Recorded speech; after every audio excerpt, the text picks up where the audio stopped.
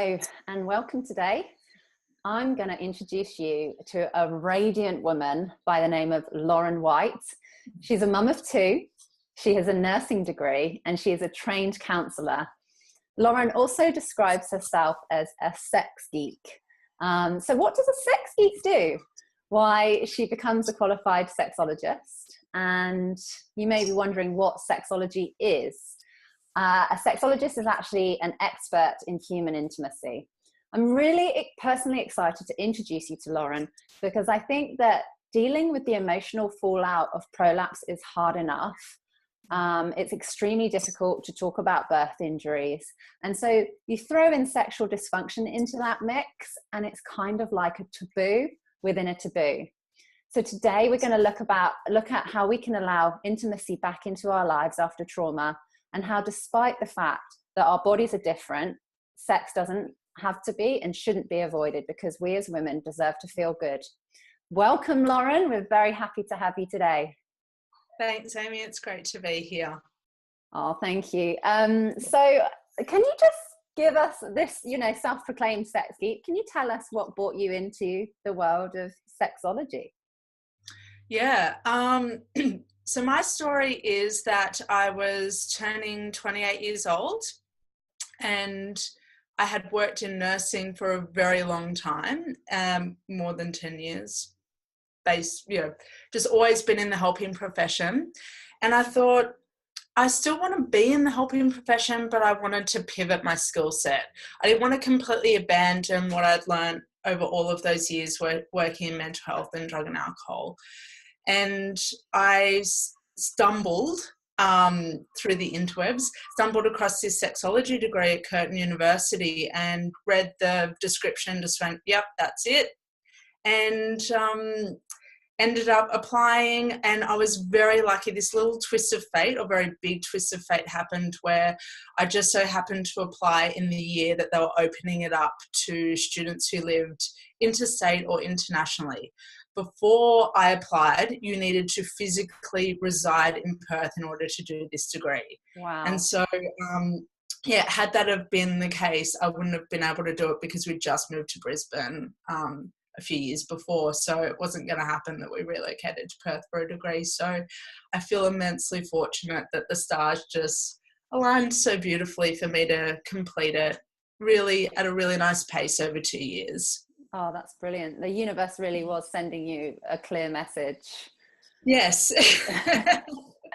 So can you tell our listeners and our viewers what is involved when somebody sees a sexologist? Like, how do you make someone feel so relaxed that they're able to talk about, something that in many cases isn't even spoken about? Yeah, that's a really good question. First of all, the first step is by reading everything that's on my website. It's all, I like to think, it's all very inviting, very normalizing, very naturalizing, very neutralizing of how common, how prevalent sex and intimacy problems are.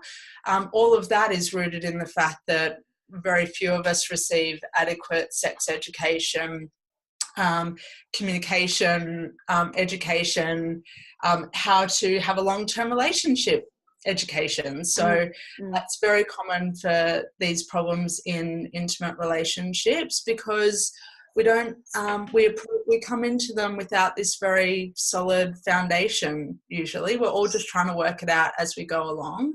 Two different people coming together and with very different, values and lifestyles and attitudes and beliefs, and we're all just trying to work it out. So women come to me because they've read on my site what my approach is to female sexuality, how I understand it, how I can help. And from that very first session, a woman will usually sit before me and say, I'm nervous and I'm not sure what to expect.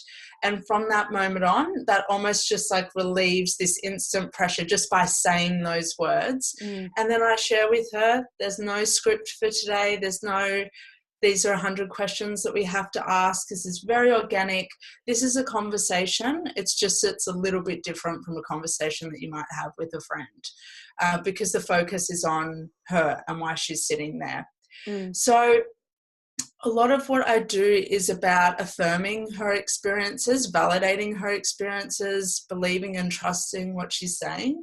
And every now and again, I just interject with how common that concern is, or how natural it is to have that concern, or how I can see why she would feel that way based on everything that she's shared with me. So that understanding and that non-judgmental attitude does amazing things for women. That is so much of what we need, is just to say something and to feel a sense of relief from saying those things that are really jumbled up because they're just in our mind and in our body. So that in itself provides a lot of clarity. So safety is my number one in working with women, helping them to feel safe in the environment. Both of my offices are very warm and welcoming, and then feeling safe by validating their experiences. I think it's such an important thing, and just listening to what you're saying, I can really see how that would encourage women to open up with you. Touching upon something that you said is that, you know, we're lacking kind of education or sex education, or really how women should feel good. I feel like that with that might happen with a lot of your the women that see you, right? I know that you work with a lot of postpartum women or mothers, and we are lacking sex education in whole, but there's also a massive lack in education around how you're going to feel after you've had a baby, and how you shift from being a mum into a sexual being. We don't talk about that. You know, there's so much emphasis on the birth. There's just no emphasis on the huge shift that women go through when they become mums. Can you tell us a little bit about what many mums may experience after they've had a baby? Yes. So what many women experience, do you want me to speak specifically to sex and intimacy? Would that be helpful? Yes, please. Yeah. So what many women experience is a whole bunch of unanswered questions. And one thing I've noticed, and I wrote in a blog post recently, is there's almost this elusive 6-week check the box that when you're 6 weeks postpartum, then you can resume exercise, you can attempt intercourse, it's almost like this magical turning point, which we know as mothers, that there is wide variation in how all of us feel 6 weeks postpartum. So this moment in time, this 6-week mark, really plays on women's minds, and then it's the 3-month mark, and then it's the 6-month mark, and the 9-month mark. This is what I've observed. Like, well, where would I be at sexually at 6 weeks, at 3 months, at 6 months, at 9 months, at 1 year postpartum? So the answer is that you need to be wherever you feel comfortable to be. But that is the answer when it comes to sex, when it comes to intimacy, when it comes to exercise, when it comes to resuming work, when it comes to being nurturing other facets of your identity. You need to be exactly where it feels right and safe and healthy for you to be. So the most common questions I get is around this feeling of not being able to take off the mum hat. This problem of not being able to, feeling like it's very challenging moving into an ulterior persona or identity outside of the mum one. That's a common one. Feeling depleted is a really common one that I talk to women about. And then on a very physiological level, navigating sex through postpartum recovery and breastfeeding. And how that significantly changes our hormonal composition, which can affect or flow onto our sexual functioning. So a lot of it is about normalizing, going, that's normal. If you're breastfeeding and you're feeling dry, or you're feeling like your arousal is not quite what it used to be, that's normal. That's normal. And here's why. I think that part really helps. It's like, that's normal. Here's why. Here's what's going on in your body. at this phase of your recovery or this phase of your postpartum journey. So what I tend to work with women on is the very physical aspects where it's common, but it's not easy to necessarily access that information, and the identity aspects, which I really love as well, really giving women permission to have multiple identities in the healthiest way to navigate. I feel like you talk about taking the mum hat off. I don't think any mums can lift the hat off. They're so tired in that postpartum period. And it's almost like they go to their GP or the obstetrician, and, you know, one of those first questions you're asked, what are you using for contraception? And I remember thinking, do people have sex now? Like, I was confused.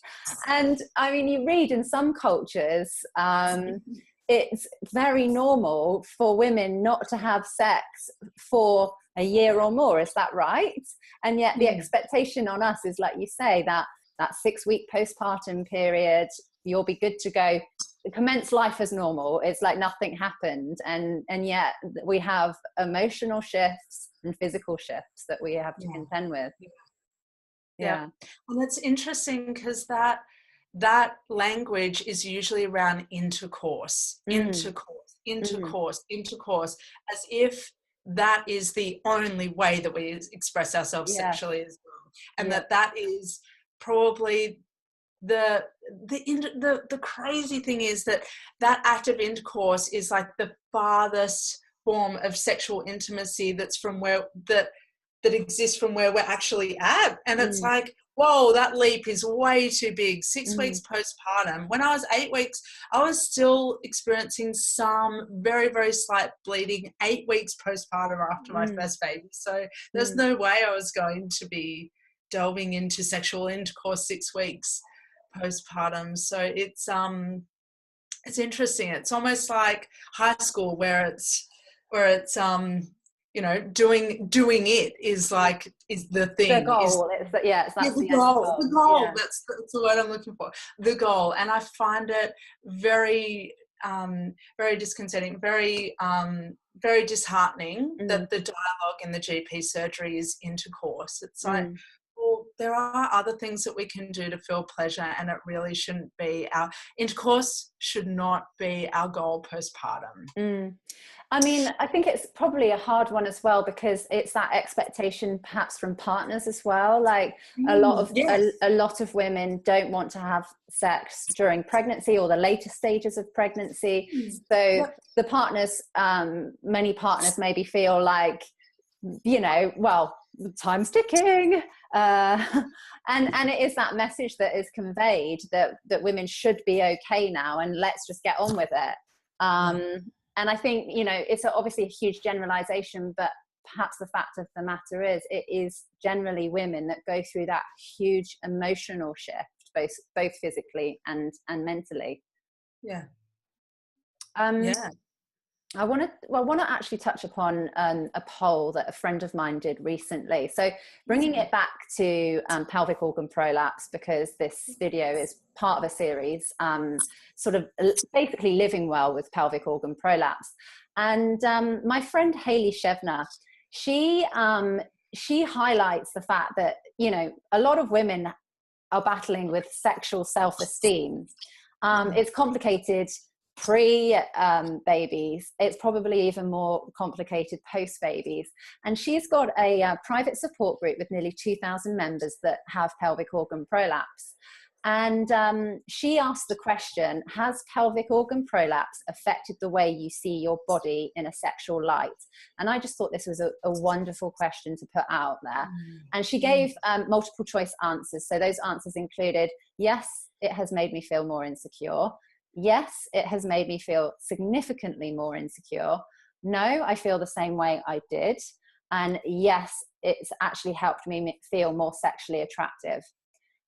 It doesn't surprise me to see the results that 93% of respondents noted that pelvic organ prolapse made them feel more insecure, and with a further 43% feeling significantly more insecure. And that is massive, because in the comments, lots of women talked about, there was, you know, the same sort of thread of thinking, which is it can be on a physiological level, from lack of sensation, physical symptoms like pain, or even really, really heart-wrenching physical symptoms such as urinary or fecal leakage. And then throw in the psychological component, which is, it's a word that I described myself. It's what I see other women say, which is they feel broken, or they feel old before their time. You know, they're worried about their pelvic organ prolapse getting worse. They feel, you know, all of these really sort of negative connotations.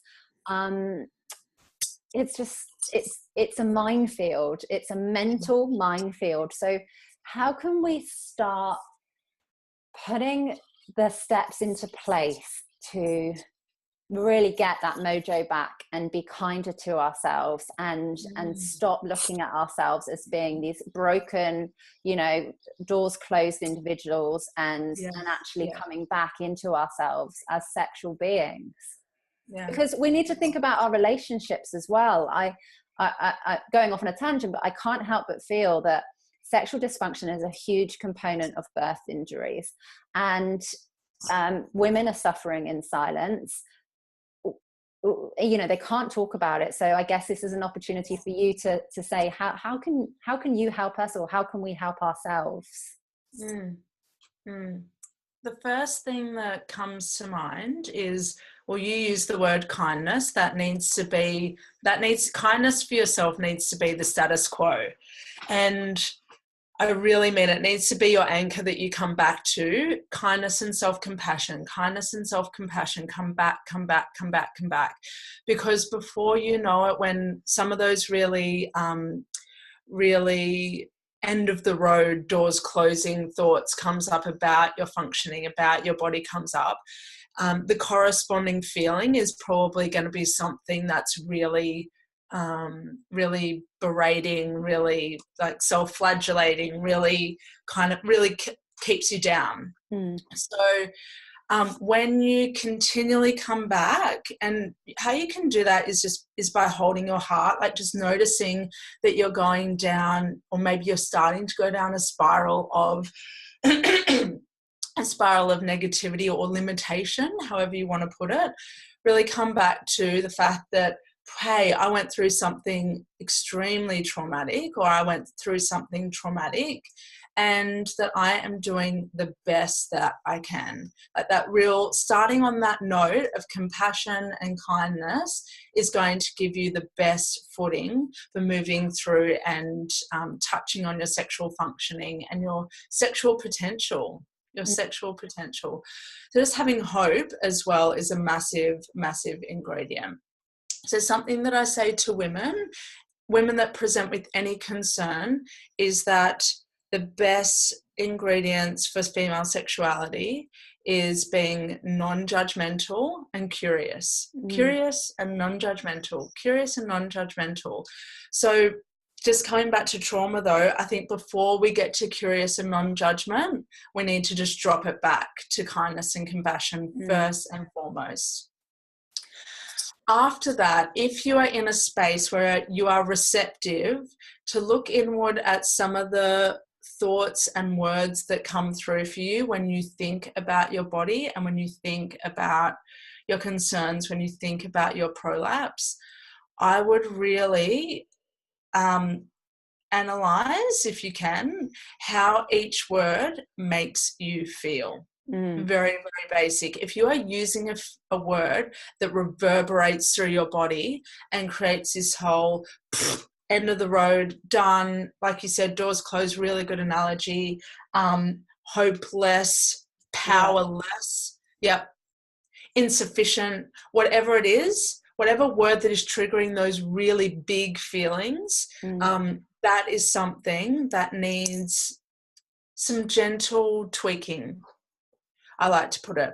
It's not, look, you'll probably use those words again. That's a reality. If they're already ingrained, you'll probably use them again when you're feeling really low. if you can, I would ask, what other words could you use instead of broken? What other words could you use that give you a sense of hope that you are in motion and not stuck in one place? Yeah. I really like that, just changing your language. It's probably quite difficult though, I can imagine. So, you feel broken. So how do you, like, can you give me an example? So, if I was to say, I feel broken. So how do you change your language around that, if that is kind of how you feel your reality is? Yeah, broken is very finite. So the words that I like to, or the way I like to play with words, if a word feels like it has a full stop at the end, then I like to change it to something that has a ... after it, if that makes sense. So broken could be work in progress. Something like that. Yeah. Or you can even be in being realistic with the fact that you feel broken. That is the way that you feel. I don't want to tell you that you don't feel broken, because that's minimizing. But you could say, even though I feel broken, I am taking steps, or I am making progress towards, or I still feel hopeful that something can shift. Like, that's good. Yeah, that's nice, because it's like this is what I feel, and that is valid. That is so valid. I just don't want you to stay in the broken, or the feeling of broken, or the mindset of broken. That's just my concern. So that makes sense. Broken. I think also you talk about kindness and compassion, and I hear a lot from women that are impacted with birth injuries, and often we talk about our partner. We feel sorry for our partner's missing out, and it's kind of all about them, instead of actually going, you know what, this is about me, and I deserve to feel good. And I'll never forget, you have well-meaning people around you that don't realize the magnitude of their words. And I remember being about 6 months postpartum with my first, and saying, like, I haven't had sex yet. Like, no, it's not happening. And I remember my really well-intended friend was saying, he's a good-looking guy. You've got to think, like, what could happen if you don't give him what he needs? And I think how that doesn't shift your mindset into like, oh yes, I'm going to go and have sex and have a nice time. That is almost like a subservient mindset. Like, I must do this for my partner so that he doesn't go, like, how powerful or how impactful are those words on your sexual being, I guess? Yeah, huge. When the focus is put into that fear mode, if you don't do this, then this will happen, and it will have really bad ramifications for you. When something that is never incentivizing for women to open up. Sure, we can maybe still physically have sex with that motivation to go into the bedroom, but we are not going to be opening our hearts. We're not going to be feeling much arousal. It limits our potential, and it doesn't incentivize us to come back to sex again and again and again, when it's like, I should do this because it's been this long. If I don't do it, then this bad thing is going to happen. It doesn't work. It's gotten that has an expiry date on it. And when I see women in sessions, regardless of their history, if they've lived through that in their relationships, they're usually coming to see me because they've gone, my body just has shut down. And our body shuts down when we keep making it do something that we are telling it should do, rather than, hey, I want to go into the bedroom because I want to share this feeling with my partner, because I have this intention of feeling this level of intimacy, or feeling arousal, or feeling good.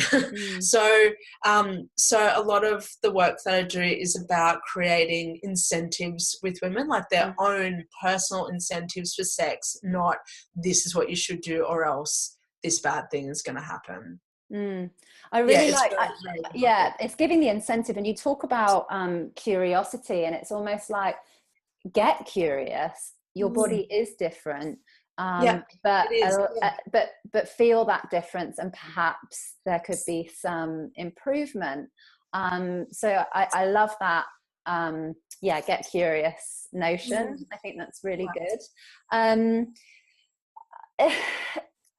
We also have to, earlier on I obviously asked about what typical postpartum or mothers may feel. So one thing that I think is typical for all women with young children is that tiredness. I mean, if it's that, if it's a choice between sleep and just being a bit like reading a good book or watching your favorite show, and getting down and doing some more activity, like how do you push through those, you know what, I'm just too tired, like I mean, again, it's not about pushing through, is it? It's about going, you know what, this might be nice, this might help me sleep better, maybe. I don't know. Yeah, let's talk that. Okay. Oh, all right. So I'm gonna make sure I don't go, because I could talk about this on all day. I could do an 8-hour seminar on fatigue, exhaustion, and depletion during motherhood, because I've definitely lived through so much of that. So if I can speak personally in this one, it might just help me convey the message a little bit. Yes, please. So I've definitely hit energetic walls with motherhood, and that landed me in the acupuncturist office a few days into January this year. Where my body was going boom, boom, boom, boom, boom, boom, boom. I'd basically been switched on. It wasn't just motherhood; it was multiple things going on. But I'd basically gone through another episode of running myself ragged in a way, and pushing and striving and getting lots done, and driving 12 hours from Sydney in one go, and all of that sort of stuff. So I landed in the acupuncturist office, and I just said to him, tears, like as soon as I started talking, the tears are running down, going, I don't think I'll let myself recover from my second baby. I just kept going and going. And he's like, yep, so normal. And so anyway, I made a commitment from the beginning of this year to go through my own nervous system reset. So it came down to, and this comes back to your question, it came back to, what do I value? Like, what do I truly value? Like, not just give lip service to, like, I value sleep. Oh yeah, sleep's important. Oh, this is important. That's important. I've actually lived this year in full alignment with what I see as valuable to me, or has value to me.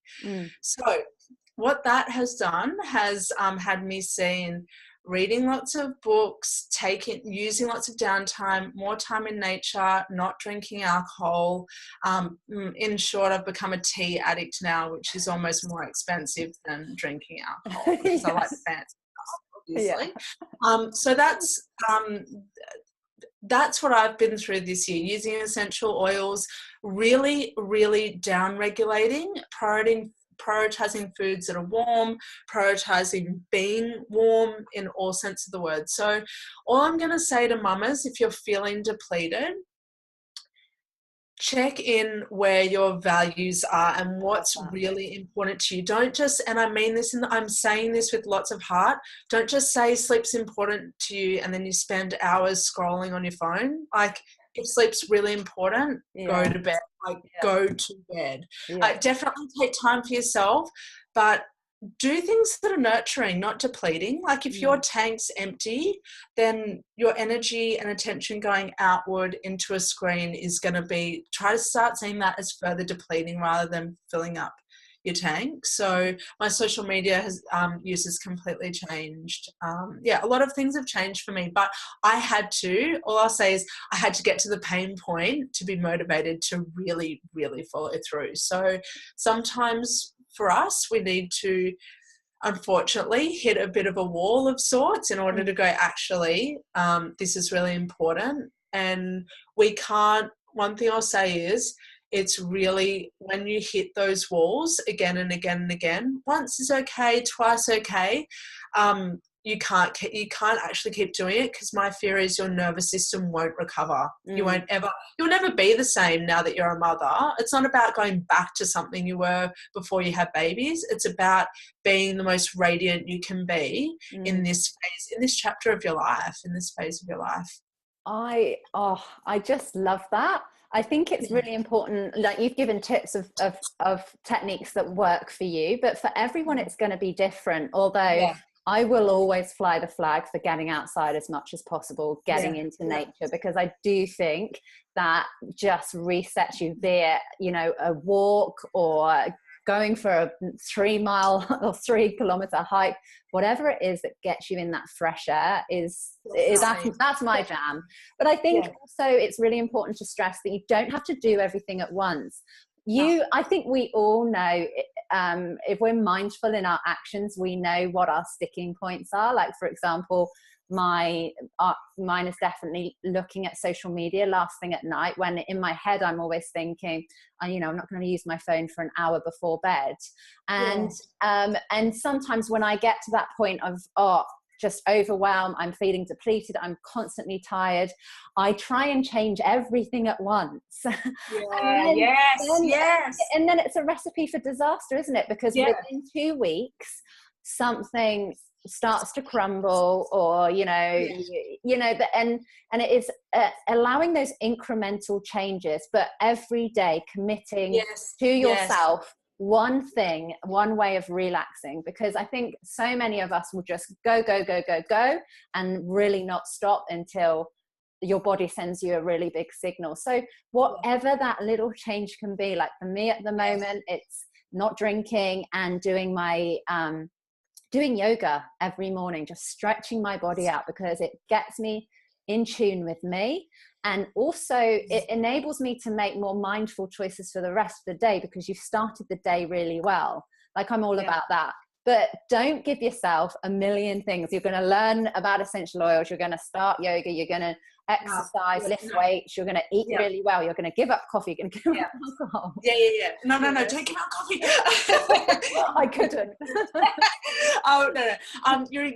You hit the nail on the head, Amy. Incremental upgrades. That's something I learned in a course a couple of years ago.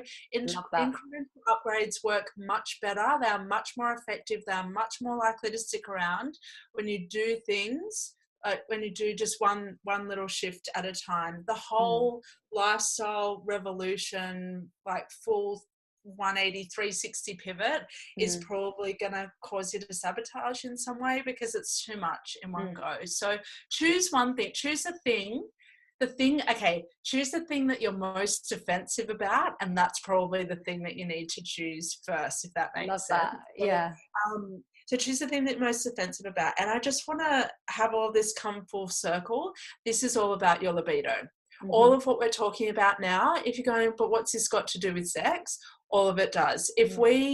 When we completely nurture ourselves, when we completely when we show ourselves that compassion, when we allow ourselves and give ourselves permission to rest and repair and recover and rejuvenate, like in the most authentic ways, then if someone propositions sex, well, not just someone, maybe our partners or